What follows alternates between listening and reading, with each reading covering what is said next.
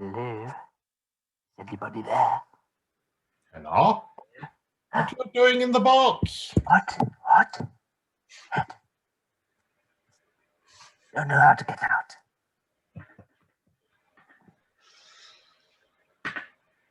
Oh, I'm fine. Totally fine. it's all good. I'm not losing it. It's okay. It's okay. Don't think I ever had it to lose. This is true. This is a fair and wise point. How are you today, Duncan? I am much better now. I'm at story time, not at work. Yes. Work was not terrible, but I have had enough of it. Understandable. What do you do for work? I am an infrastructure engineer for Groupon. Is that again a bit slower? Right. I'm an infrastructure engineer for Groupon. Ah, cool. I sell coupons on the internet. Yes. Nice.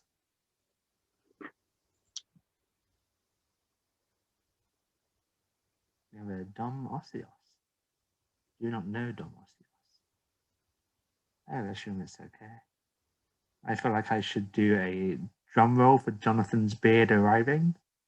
I don't know whether or not he would appreciate this. His beard would appreciate it, though.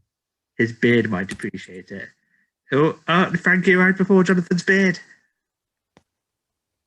Hello? Frankie, you gorgeous creature.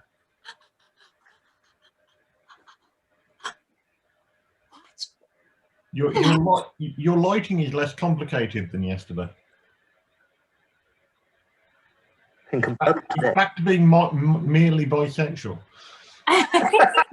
Merely bisexual. I don't, honestly. Yes, quite like this one. Quite a fan of this setup. Nick.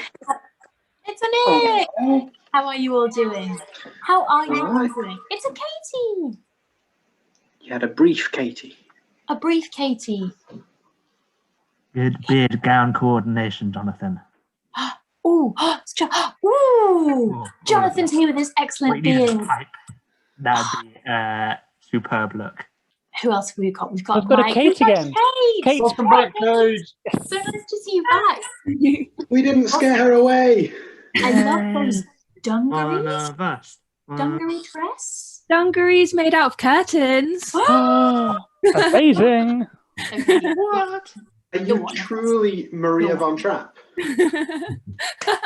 I wish. I cannot sing at all. Very cool. Raindrops on roses and whiskers on kittens. Oh, don't stop. Keep singing, Nick. Got Andy. Hi, Andy. Hello. We're all about the dungarees here. There's lots of dungarees going on in Storytime, usually. Oh, yeah. Yeah, I feel left out of dungarees. Hi, Poppy. Is it Poppy the cat? Yeah. Hi, Poppy. Come on, Poppy. No. Ariane. No. Hi, Ariane. Ariane. Oh, I like that. Are you wearing like a sparkly top or is it just stripy? No, it's stripy. It looks kind of like glitchy, I think, on camera. I thought it had like a kind of metallic thread going through it. No. Okay then. Okay. I totally stole it from my friend Lily. Every time I would go to a place, I'd be like, "Can I borrow your jumper? You know that jumper I like so much." And every time she'd come and visit me, I'd be like, Can you bring your jumper so I can wear it?" And one day she was like, "Fuck it, just have it." No, she's. And I haven't spoken to her since. Mike, did you meet her? Did you meet Lily? I think I might have done. Yeah. I think you met Lily and Kathleen. Ah, yes, that's going back. Yeah. Well, now you've got a jumper, which is the important part of the friendship. Sorry? now you've got the jumper, which is the important part of the friendship. Yeah. Oh, she's not. We don't talk anymore. Yeah. She's dead. She's served her Asked for the purpose. jumper back. It got annoying. Yeah. Blocking her. I'm only dating Zach to get free access to his shirt collection. Once I'm down there and I'm able to kind of implement Operation Steal all Zach's shirts. It's over. We're done. Yeah. Worth it. I love the close-up straw action there, Ariane. Well, Kate got me those. The guy in the post today. Is Kate here? Kate, are you here? I've said so many things, Ariane. And they have like erectile dysfunction real bad. Hey, Lyric. Look Maybe at that. Like, all of us. well, we don't have to do that. This straw is Give it a tickle, Ariane. sucking on it. Oh shit. There's loads of water that came out. Oh god. Oh, I'll mute myself. Just mute me. Rory, introduce us. This is Rizzo, which is short for chorizo because he's a sausage dog. And he's an absolutely adorable little old man baby. Oh. Oh my god. Good boy. And yeah, he just comes and hangs out with us every Wednesday now and helps me work on the bike or whatever I'm doing. Oh, I love everything about this. This is so pure. Also, Every Wednesday. You're better at Wednesdays than me. I feel I've got Wednesdays wrong now. oh my god, Zach! Look, Ainsley's dressing to match as well. It's important that I always match with someone when I come on one of these calls. It's critical to be matchy. It's the gang uniform. We've got our colours on. Rory as well. There we go. Rory and I both have our plaid on. It's classic, so you know we're good. But Rory also has his white shirt, so you know. Take it off. Jay, I love.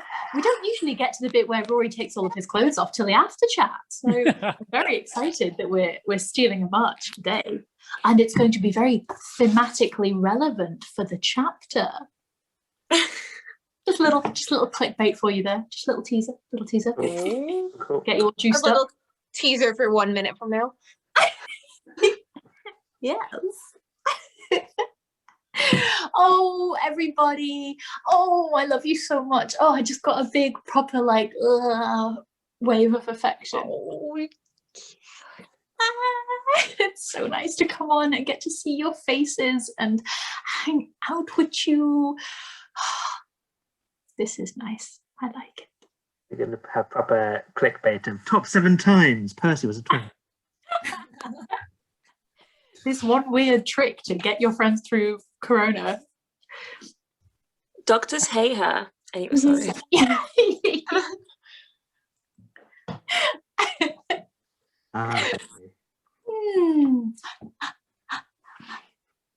Story time.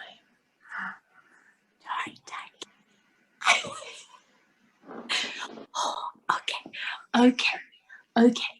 Only because you've all been so good and you're all so intelligent and attractive.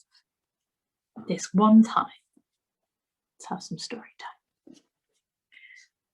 So, if you remember, Monty has just spat some sick shade all over the ambassador and the Duke of Bourbon, not Bourbon, as I was saying yesterday. So, are you sitting comfortably? Then I'll begin.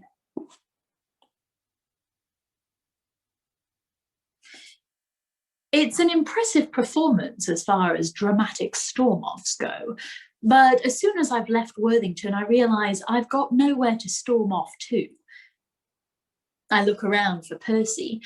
I'm ready to surrender our standoff just for the sake of company and perhaps a bit of sympathy as well. I spot him over near the dance floor and start to weave through the crowd, but then I realise he's talking to someone. A lad in a blonde wig who looks a bit older than us, with such stark freckles I can see them under his powder. He's got on a fine suit of ribbed grey silk with ruffles at the collar that swing when he leans into Percy so that whatever he's saying can be heard over the music. Percy says something in return, and the lad laughs, open-mouthed, with his head thrown back. Percy gives him a shy smile, and the freckled little shit touches him on the arm and then leaves his damn hand there for far longer than is really necessary. I've never wanted so badly to knock someone's teeth in as I do right then. Knock those stupid freckles straight off his face. The freckled buck flags one of the servers for champagne, one for him and Percy each, and I whip around and go in the opposite direction. Felicity is on the veranda, valiantly holding up a wall between two Venetian windows, and I swallow my pride and join her, snagging another coupe along the way. "You're looking jaded," I say as I lean into the stone. "And you're looking angry. Are you and Percy still quarrelling?" "Is it that obvious?" "Well, considering that you're barely looking at each other, it seems logical. Where's the ambassador got to?" "Don't know. I'm hiding from him." "And I'm hiding from his wife. Cheers to being no good at parties." "I'm usually very good at parties. I think it's the party's fault." A knot of people pushes past us, the woman in the lead carrying a wine glass in one hand and a chocolate entremet aloft in the other. The train of her dress scrapes over our feet as she passes, and Felicity and I both press closer to the wall. "Who were you and he speaking to?" she asks. "The solid fellow." "The Duke of Bourbon, I think his title is. He's the charm of an aging Genghis Khan." To my great surprise, Felicity gives a rather genuine snort of laughter. It catches us both off guard. Her hand flies to her mouth and we go wide-eyed at each other. Then she shakes her head with a rueful chuckle. "Aging Genghis Khan. You do make me laugh sometimes." I swallow a mouthful of champagne. The bubbles are making my tongue feel like woven cloth. Former Prime Minister to the King, though apparently that former part is still touchy, so don't go bringing it up. Learned that the hard way. "Is the King here? Isn't this his party?" "He's ill, nearly perpetually from the sound of it." It strikes me suddenly how very backward it feels to be skirting the edges of a party with my sister while Percy is somewhere on the other side. I take another drink, then ask, just for something to say, "So, where were you sneaking off to the other night?" Felicity tips her head back to the wall, so she's staring up at the scrollwork overhanging us. "Nowhere." "You were meeting a boy, weren't you?" "When would I have had time to meet a boy? I've hardly been allowed to leave the apartment since we arrived. Lockwood makes me sit still and stitch and play the harpsichord all day and night while you and Percy are traipsing around the city." "Oh, traipse is hardly the word I'd use. Shuffle like prisoners, perhaps?" "Well, you're seeing far more of Paris than I've been permitted to." "So, is that where you were? Seeing the sights in the dead of night?" "If you must know, I was at that lecture." "What lecture?" "The alchemical one. The one you told Lockwood you attended." "Oh." I had forgotten everything that happened that night except the kiss. I almost look around for Percy again. "Are you interested in alchemy?" "Not particularly. I'm disinclined to superstition on the whole, but the idea of creating synthetic panaceas from existing organic substances by altering their resting chemical state." "I'm sorry, am I boring you?" "No, I stopped listening a while ago." I mean for it to be glib and silly, something that might make her laugh again. But instead, a look of rather sincere hurt flits across her face before she covers it with a frown. I'm about to apologize, but then she snaps, "If you aren't interested, don't ask." My own temper, still raw from Worthington's telling off, flares again. Fine. In future, I'll refrain. I raise my glass, which is somehow empty. Have a good time here by yourself.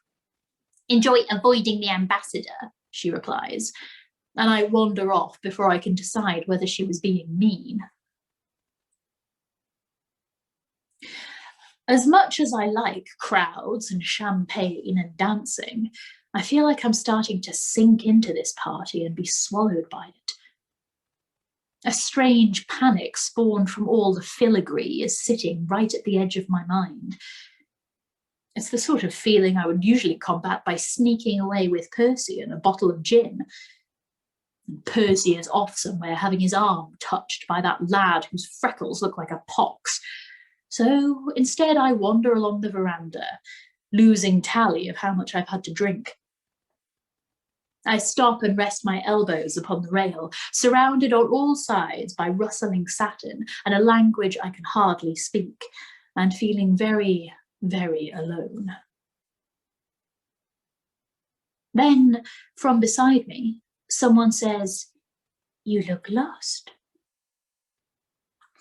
I turn. A startlingly pretty young woman is standing behind me, her wide skirt fanned between us like the pages of a book. She has large, dark eyes with a patch in one corner, and skin powdered almost white but for the poppy of rouge upon each cheek. Her stiff blonde wig is arranged around sprigs of juniper and an ornament in the likeness of a fox, its ears tipped in the same inky black that lines her lashes. She's got the most incredible neck I've ever seen, and directly below it a truly fantastic set of breasts. "Not at all," I say, ruffling my hair on instinct. "Simply making a careful choice of the best company. No, I think the search is ended now that you're here." She laughs, a tiny, pretty sound like a bell that doesn't strike me as entirely genuine, but I'm quite certain I don't care. "I can highly recommend it. Are you on your tour?" And here I thought I was blending in rather well. "Your scholarly study of the party sets you apart, my lord. Your thinking face is very handsome." And then she touches my arm lightly, same as that lad put his hand on Percy. I fight a sudden urge to look around for him in the crowd, and instead shift my weight along the rails so the entirety of my attention is devoted to this lovely creature who seems very interested in me. "Have you a name, my foxy lady?" I ask. "Have you?" she counters. "Henry Montague." "How simple," she says, and I realise my error in omitting my title. I'm a bit drunker than I thought of her making such careless mistakes. "Your father must be French." "Oui, though you wouldn't know it from how ghastly my French is." "Should we make things easier?" she says in English, words silk-trimmed by her accent. "Now we'll understand each other better. So, shall I call you Henry? If we are foregoing formality, you may call me Jean." She tips down her chin and gives me a look through the veil of her eyelashes. "Oh dear," it says, "now I'm shy." "Acceptable?" "Divine." She smiles, then flicks open the ivory fan hanging from her wrist and begins to work it up and down. The breeze flutters the single ringlet trailing down the back of that neck of hers that swans would envy. I have been mentally patting myself on the head for keeping my eyes on her face the whole time we've been speaking, but then the bastards betray me suddenly and dive straight down the front of her dress. I think for a moment she may not have noticed, but then her mouth twists up and I know she's seen. But instead of slapping me or calling me a bore or storming off, she says, "My lord, would you like to see..." Telling pause, eyelash flutter.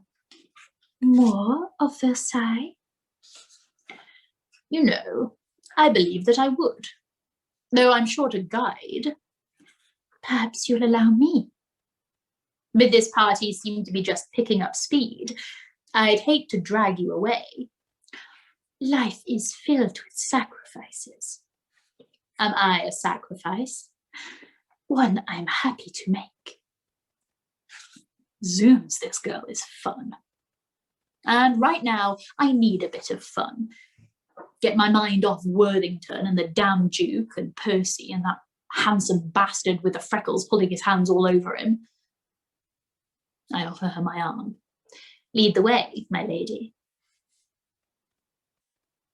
Jeanne puts her small, perfect hand on my elbow and steers me toward a set of French doors opening into the hall. As we cross the threshold, I let slip my resolution for a single second and, like Lot's wife turned to salt, glance over my shoulder to see if I can spot Percy. He's right where he was before, on the fringes of the dance floor, but alone now, and looking at me in a way that suggests he's been doing it for a while. When I catch his eye, he starts and gives a self-conscious tug on his jacket collar. Then he offers me a bit of a disappointed smile, an "I'd expect no more from you" sort of smile that strikes flint inside me. My mind plays a quick roulette of what variety of look in return will most affect him. Perhaps pleading eyes, save me from this girl, dragging me away against my will, and then he'll come rushing to my rescue. Or perhaps a curled lip sneer. Jealous? Well, you had your chance with me and you missed it. I settle on a shrug, paired with an indifferent smirk. That's fine, it says. You have your fun and I'll have mine. And perhaps a smidge of, I am not even a bit thinking about what transpired between us at the music hall last week. And Percy looks away. Jeanne knows her way through the gilded labyrinth that is the interior of Versailles, and she drifts along like a cloud of perfume. Every room we wander through is filled with people, and though I enjoy the crowds and the noise and the frescoes, the colour of a bowl of ripe fruit, I would much rather find a quiet place to be alone with this winsome girl and her excellent breasts. She leads me to a deserted wing I'm certain we aren't meant to be in, then stops before a painted door and slides her hand into the pocket slit of her skirt, withdrawing a gold key on a black ribbon. Now, where did you get that? I ask, leaning in as she unlocks the door like I'm interested in it, but really it's to get a better angle down that dress. She smiles. My position comes with privileges. The room she leads me into looks like a private parlour, the antechamber to someone's bedroom. 3 crystal chandeliers cast a golden glow across the rich red walls and mahogany furnishings. There's a fireplace so large that it seems rather a small room that can be safely set on fire, and an oriental rug so thick it makes me feel wobbly in my heels. The window is open onto the grounds, and the music and bright chatter of the party waft in, though they sound muted and far away. Jeanne slips her fan from her wrist, then spreads her hands across the felt-topped card table before the fireplace. This is quieter, huh? Versailles can be overwhelming. Oh, I find it rather whelming. She laughs, and I give her what I know from experience is a knee-weakening smile. Quite a scandal to bring a gentleman unaccompanied to your apartments, madam. how fortunate that these aren't my apartments. Though you flatter me in thinking I've rooms this grand. A friend of mine, she says, enough of a Lilton friend that I can make the inference. Louis Henri. Louis the King. There is more than one Louis in all of France, you know. This one's the Duke of Bourbon. Oh, him.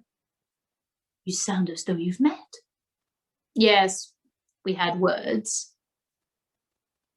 I don't mention the particulars of the incident, though the thought of it makes me feel small and shriveled up again. But now here I am in his apartments. Retaliation is calling my name. My first idea is to piss in his desk drawers, but there's a lady present. Thievery seems a better choice. Something easy enough to get away with, but not so obvious as to tie me to the crime. The task is to pick something that will annoy the shit out of him when he finds it missing, but not incite an international incident. I wander around the salon, making a show of inventorying the place, a casual thief. I can feel Jeanne watching me, so I keep my chin tipped up, waiting for her to look away so that I can pocket something. Though I'm rather hard to look away from. I'm giving her my finest angle, the sort that belongs on a coin. Atop the desk, there's a set of ivory dice that I consider, and a scent and patch case with a clear glass facet and silver screw top. Fine movables. Everything here is fine, but too ordinary to achieve the desired level of annoyance. At the writing desk, I flirt briefly with the notion of nicking the inkstand, until I realise it would be beastly inconvenient to carry around for the rest of the night, as it's full of ink. But beside the inkstand, there's a small trinket box, made of slick ebony and a little larger than my fist. The top is set with 6 opal dials, each inscribed with the alphabet in turn. When I run my finger along them, they turn, the letters shifting. All right, you've seen the room, Jeanne calls. There's a rustle of skirts as she settles herself. Come, pay attention to me now. I glance up to see if she's watching, but she's already seated at the card table with her back to me. Vengeance and a pretty girl. The pair is turning this initially disastrous evening into one of the better parties we've been to in Paris. If only Percy and I weren't quarrelling, I think, then squash that thought like a spider underfoot. I slip the box into my pocket. Consider leaving a ransom note as well, or not so much a ransom note as a 3-word statement. You're a bastard. Then slide into the chair across the table from Jeanne. Are we playing? I ask as she flicks a deck of cards between her hands. Her eyes dart to mine. What do you play? Everything. Anything. What do you play, madam? Well, I find myself partial to a game in which each player is dealt 2 cards, adds their numbers, and whichever pair is a sum closer to 10 and 3 wins. Why 10 and 3? It's my lucky number. I've not heard of this game. That is because, my good lord, I have just now made it up. And is there to be a wager? Or a consequence for the player with cards less close? They must sacrifice an article of clothing. Good lord. I deserve some sort of medal for the effort it takes not to look down her dress when she says that. Jeanne purses her lips, smearing the scarlet paint upon them. Do you care to play? Deal me in. I whip off my coat and toss it onto the sofa. Hold on, we've not started yet. I know. I don't want to make it too hard for you. I'd hate for you to lose your dignity. Don't count on that, my lord. It is an incredibly stupid game. We both know it. We also both know that the true game is not in the cards, but in the coquettish removal of each subsequent article of clothing. Jeanne slides off one of her many rings. I remove my shoes in what can only be described as the most sensual display any man has ever made with his footwear. I'm more liberal with the undressing. By the time I'm in nothing but my breeches, she's still peeling off jewellery, one excruciating piece at a time. Under her powder, her cheeks are pink, but she's keeping her wits about her admirably. Were our situations reversed, I would have lost my mind by now. The lead-up is fun, but I'm starting to grow restless to be done with this, like downing a sour drink fast, which is not the sentiment I'm accustomed to accompanying earthly delights of this variety. Out on the veranda, a bit of a romp seemed like an unbearably magnificent idea. But as I wait for Jeanne to make a theatrical show of flipping her next pair of cards, my mind is stuck on the image of Percy and that lad standing beside the dance floor, and wondering what it was that Percy said that made him laugh. And then I am thinking about Percy's fingers threading through my hair as I leaned into him, and him pressing our mouths together. The flutter of his breath passed between us, a feeling like a pulse point, and I'll be damned if one stupid kiss with Percy has ruined me. The next time Jeanne loses, she removes a single pearl drop earring and sets it on the table. But I place my hand over hers before she can deal again. One moment, my lady. Earrings come in pairs. So? So they come off in pairs too. No protesting, I took my shoes off together. I'm beginning to think it doesn't take much to get your clothes off. Well, I don't want to deprive you. Thank you, my lord. You are indeed a fine specimen. She touches her top lip with the tip of her tongue, and a soft shiver of desire goes through me, chased with relief that Percy has not wrecked me after all. Perhaps this can still be exactly what I intended when I followed her from the gardens, and it is with that hope buoyant in my heart that I lean toward her. Here, let me help you with that other earring. I reach out. She leans in. Time turns slow and delicious, seconds rolling forward like sun-warmed honey. I put my mouth much closer to her skin than it needs to be as I unclasp the pearl. My fingers trail down her neck, the ghost of a touch. Then I waft my lips across her jawline.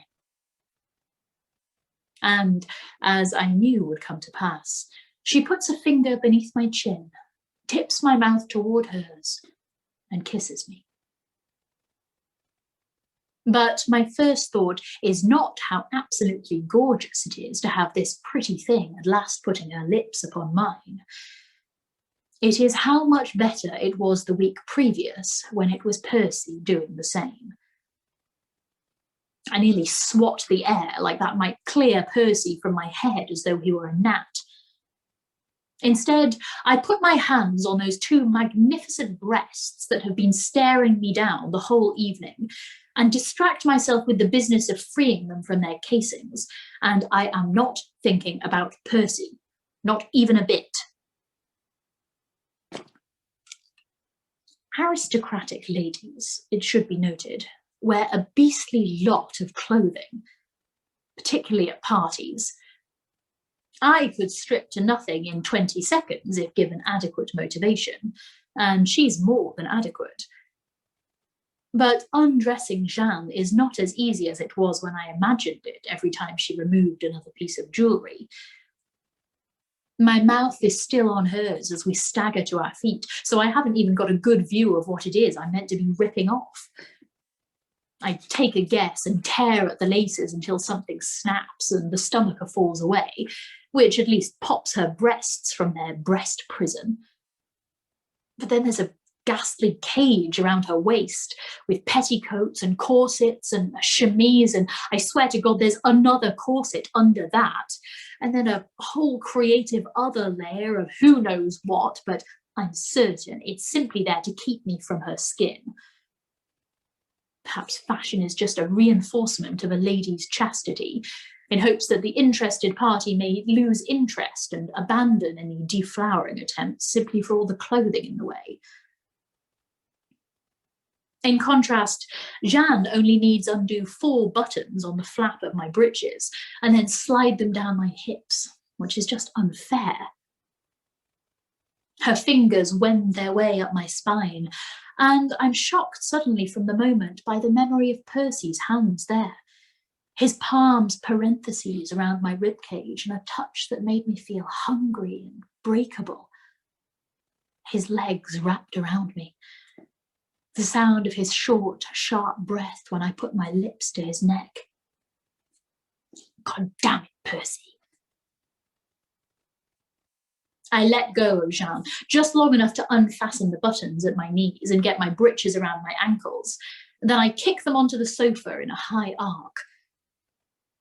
She traces my lips with the tip of her tongue, talc from her skin coating my mouth, and hellfire and damnation, I am not thinking about Percy.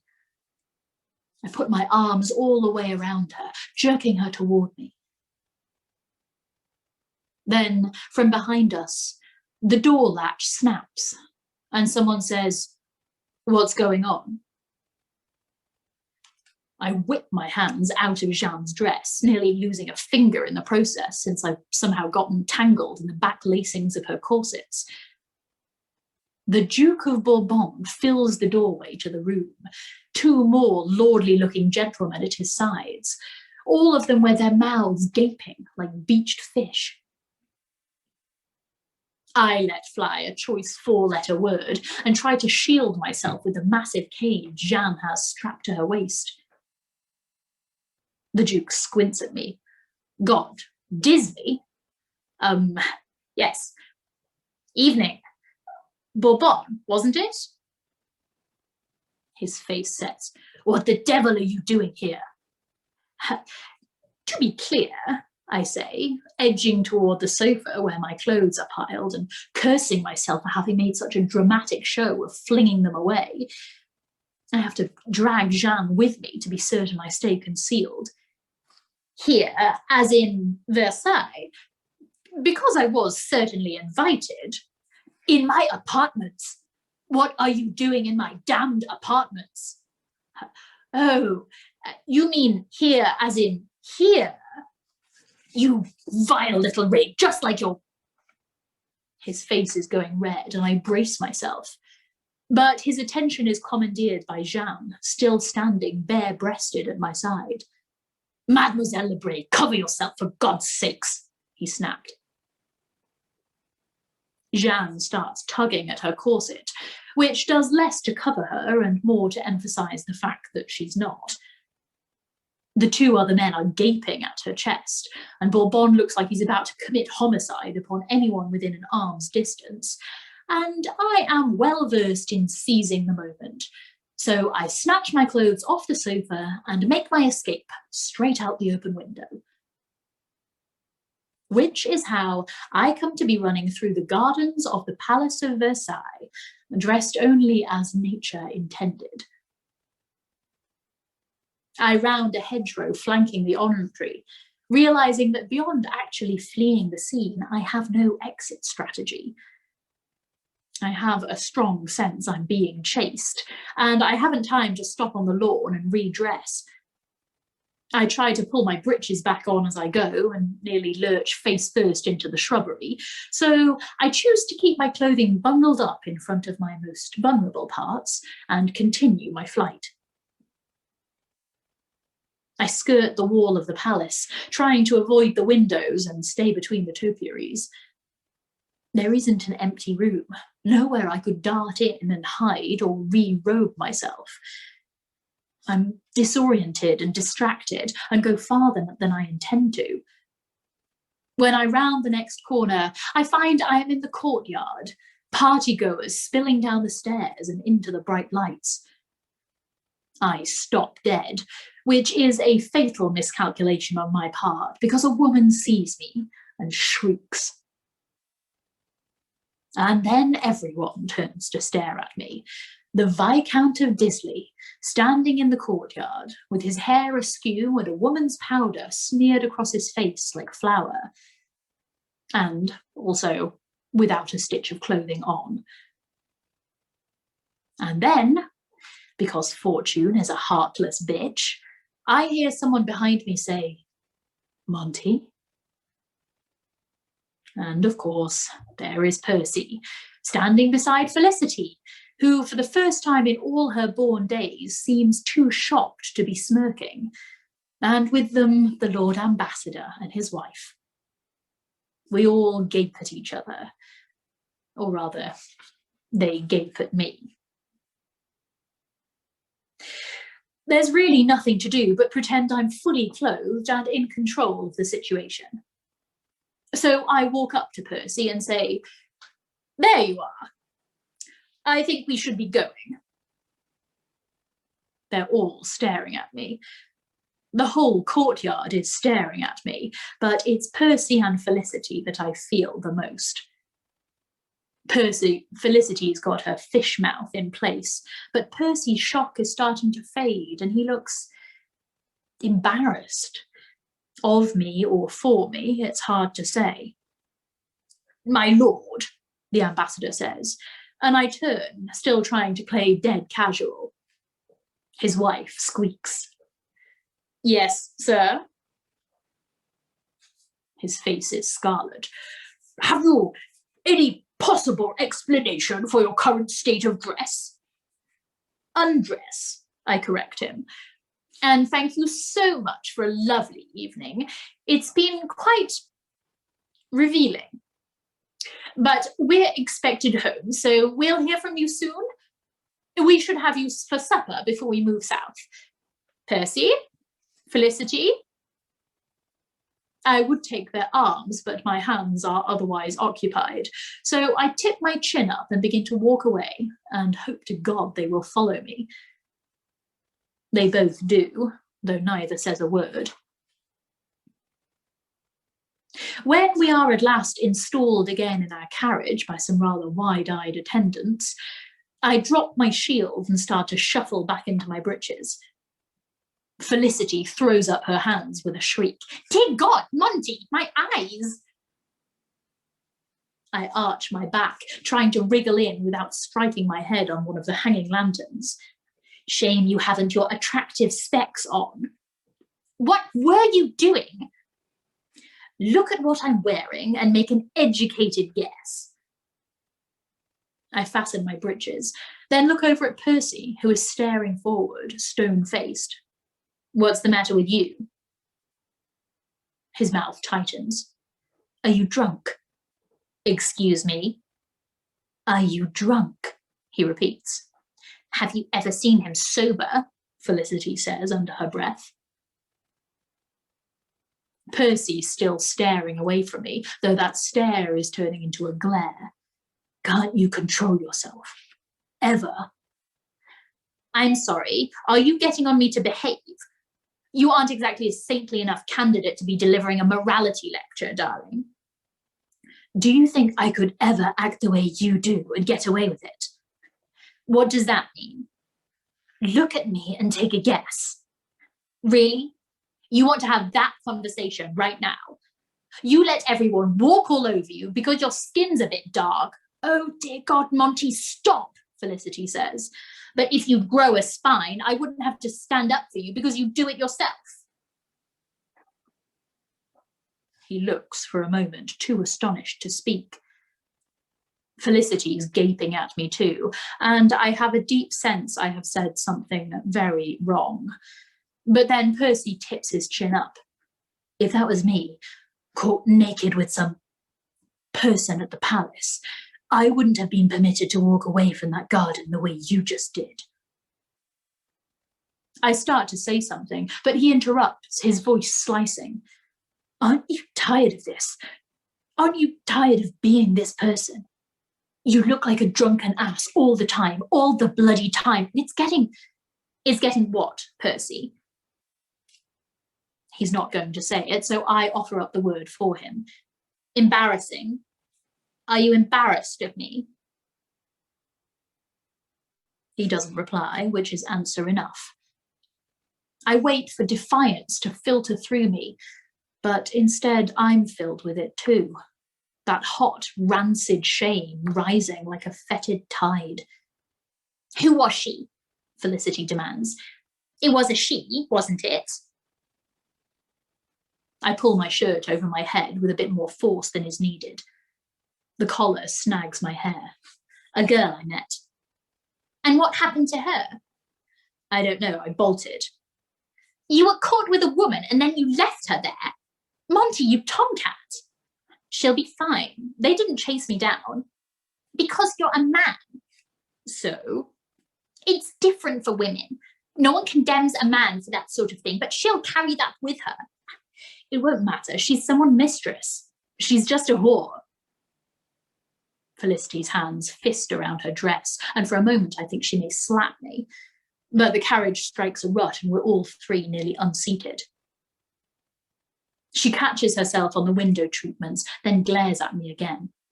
Don't you dare, she says, her voice low and tight, say anything like that ever again. This is your fault, Henry. No one else's. I look to Percy, but he's staring out the window now with his face still stone. And I realise what a stupid mistake it was to think Percy gave half a damn what I was doing with a French courtier in a back room. I slink down in my seat and hate them both intensely. I've been betrayed. Felicity's never been on my side, but I thought I could count on Percy. And now it seems the whole world has been scrambled up.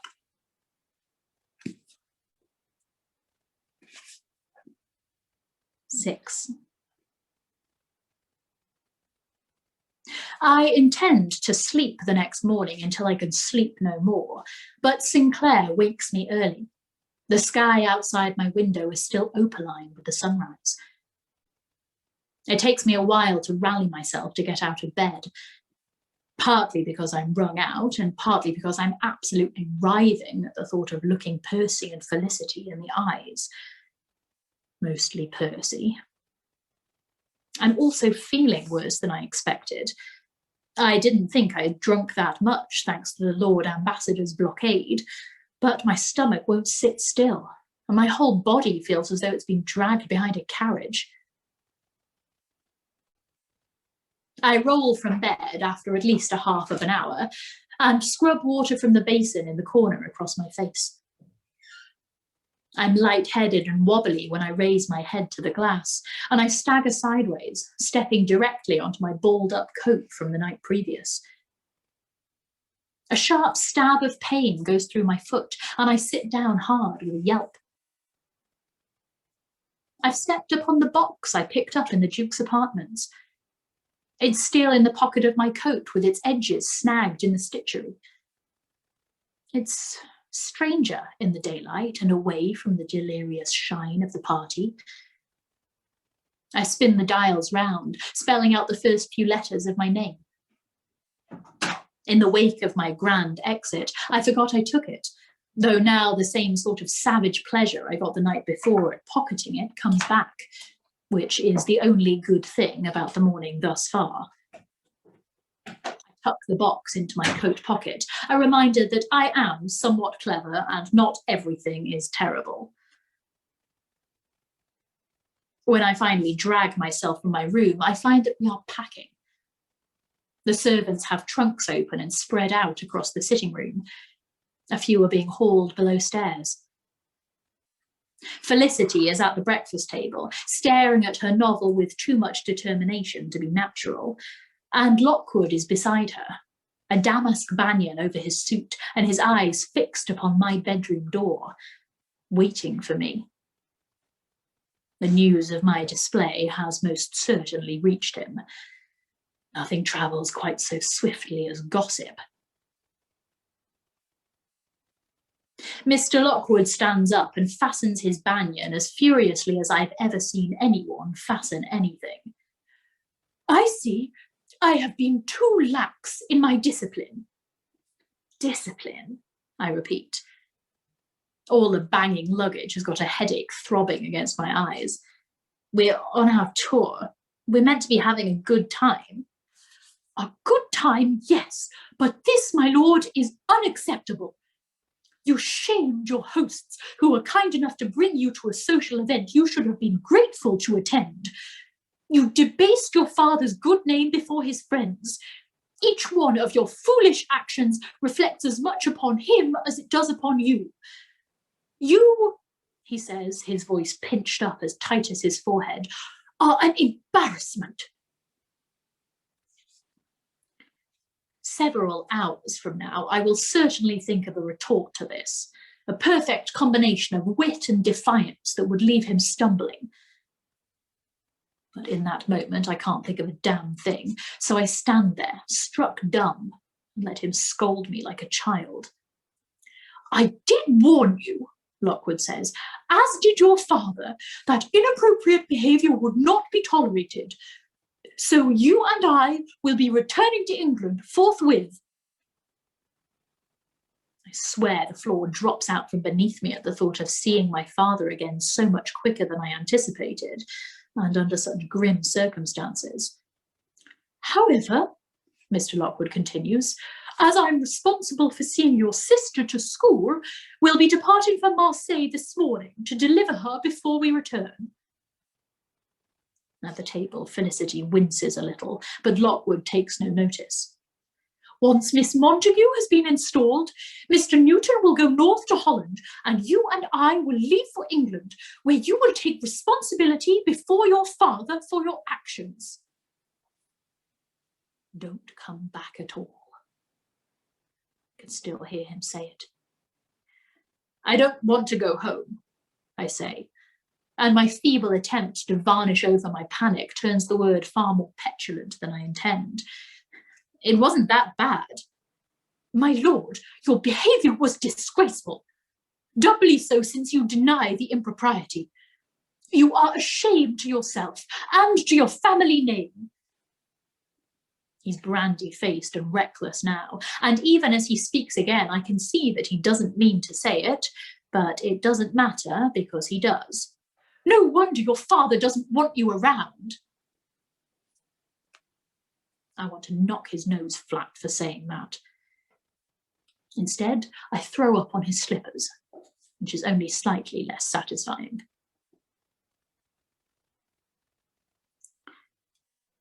Our journey to Marseille is uncomfortable, in both the literal and the more abstract senses of the word. Lockwood clearly chose to flee the burning remains of my reputation in Paris before anyone had time to properly smell the smoke, so arrangements for our flight are cobbled together. Sinclair is sent ahead for lodging in Marseille, but inns along the way are scarce, and we often find ourselves scrambling for housing. It would be easier, but we've got Felicity, and most places don't take ladies. Or Negroes either, and Percy's just dark enough that we're sometimes barred because of him. Our progress is slow. The roads are rougher than those from Calais to Paris, and we break an axle tree outside of Lyon, which delays us almost half a day. We left our Parisian staff and a good deal of luggage to follow us later. We travel with only a valet and a coachman, so I'm doing far more of my own upkeep than I'm accustomed to. We wake each morning to a blistering sun, and I'm soaked in sweat before noonday. None of us are speaking to each other. Felicity keeps her nose tucked into her novel, finishes it by the end of the first day, then immediately begins it again. Lockwood makes a study of Lassel's The Voyage of Italy, which seems like simply a means of reminding me of the places we won't see because of the damage I've wrought. Percy looks everywhere but at me, And when we stop to lodge on the first night, he asks Lockwood to get us separate rooms, which is the most openly spiteful gesture I've ever received from him. On the 5th day of the most uncomfortable breed of silence I've ever endured, we shift from pastured countryside into woodlands, crackled trees with bare, slim trunks sheltering the rutted road from the summer heat. Their branches scrape against the carriage roof like fingers as we pass beneath them. We've seen few other travellers in the forest, so the sounds of horses, then men's voices, startle us all. Felicity even looks up from her book. Lockwood twitches back the drapes for a view of the road. Our carriage flails to a halt, so abrupt that Lockwood nearly pitches out the window. I catch myself on Felicity, who shoulders me off. "Why have we stopped?" Percy asks. The voices get louder. Angry and persistent French I can't understand. The carriage dips as our coachman climbs down. "Out!"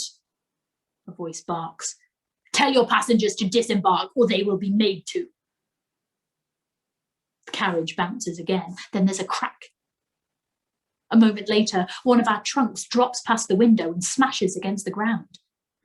"What's going on?" Felicity says quietly. "Out! Now!" someone shouts.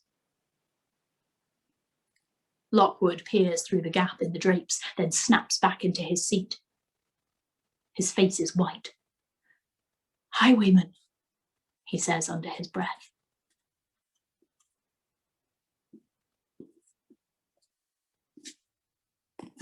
What a cliffhanger!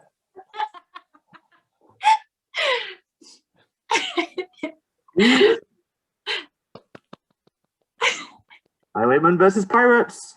Pirates! Man, That was eventful. I know. Monty, you're the worst. Monty, you're the actual worst. Worst. Yep. I thought we were going to have. What was that, my love?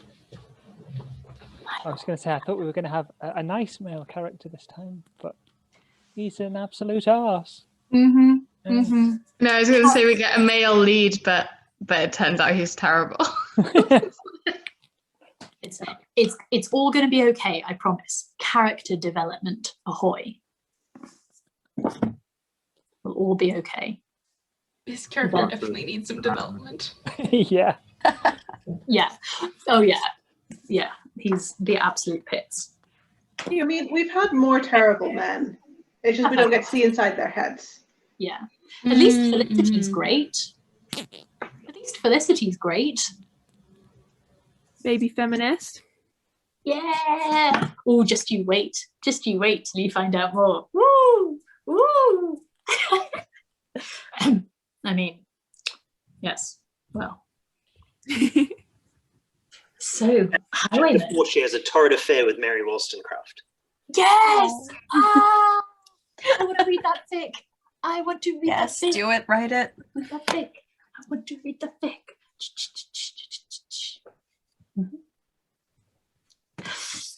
Oh, man. Should we say goodbye to the catch-up group? Catch-up group. I hope you enjoyed this. I hope all your parties are much better than that party. And all of your characters are obviously much better developed than Monty's. I love you. Hope you enjoy. Bye. Bye, catch-up group. Bye.